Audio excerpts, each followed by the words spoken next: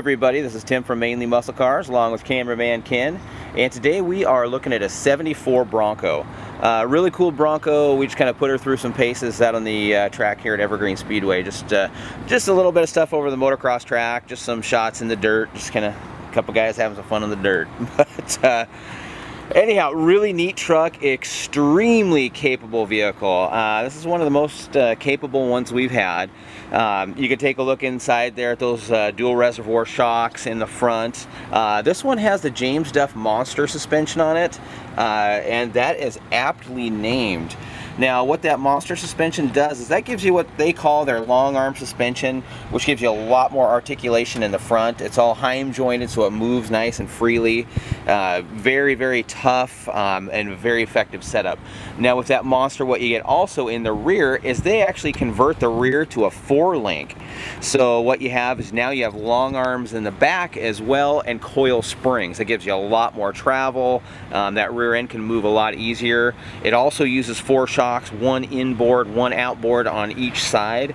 So very, very capable. That setup in back is actually adjustable, so you can actually lift and lower that as you want.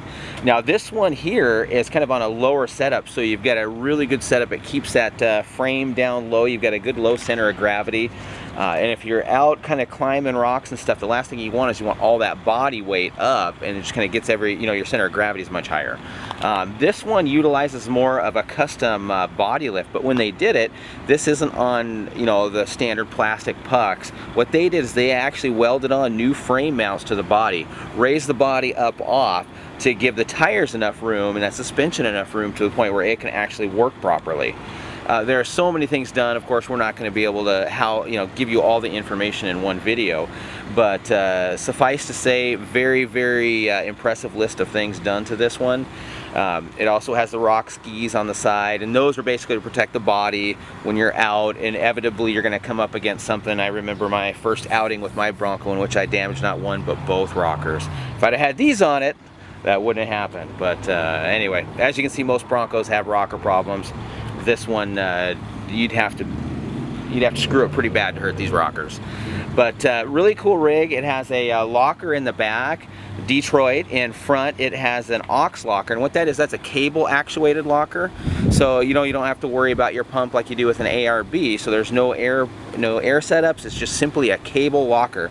You can lock it in and out. It's done on a nice lever switch that's located between the seats. They're extremely tough.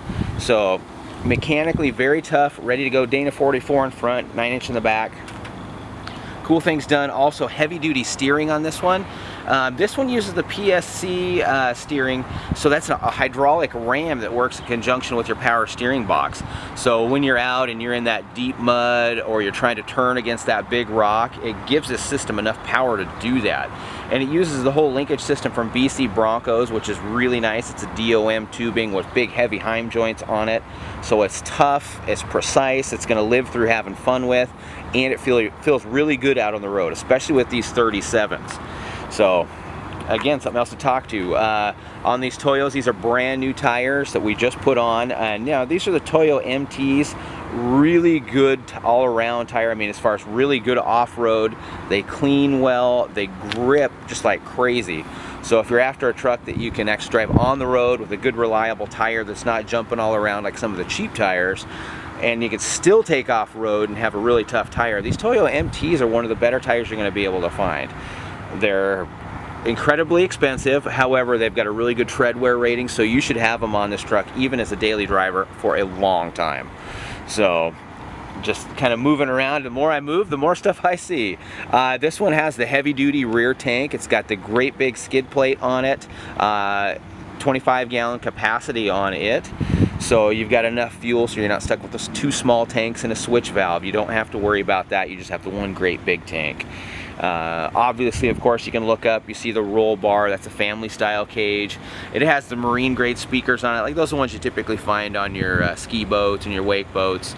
They're made by Infinity. Plenty of sound. There's a small amp there, a deck inside the dash. So just it's got lights on the sides also, so if you are out at night, you can kind of see what you're doing. You can kind of bring your own party if you want out on the beach too. So a lot of stuff to talk about. Take a look at the write-up. A lot of fun on this one. A good strong 351 Windsor. It's got a C4 automatic, Dana 20 with a twin stick setup.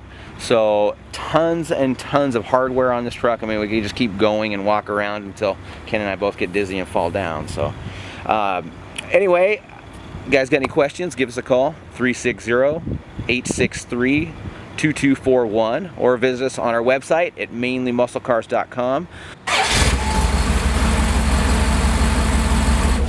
All right, kind of jumping in the truck, there's a lot of stuff we can talk about. Full complement of Autometer products in this one.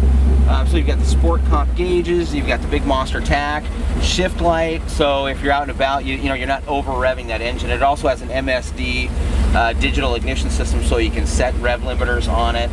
And this Windsor flat moves too. I mean, for what you would expect, standard 351. I'm not, you know, we have some paperwork on the motor, but not enough to indicate everything on it. Very powerful. Just touch the gas, it literally picks the truck up.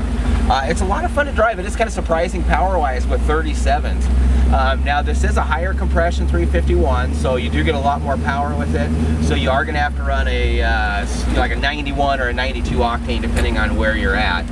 But that is the extra little money you spend in fuel is more than offset by the performance gain that you do get.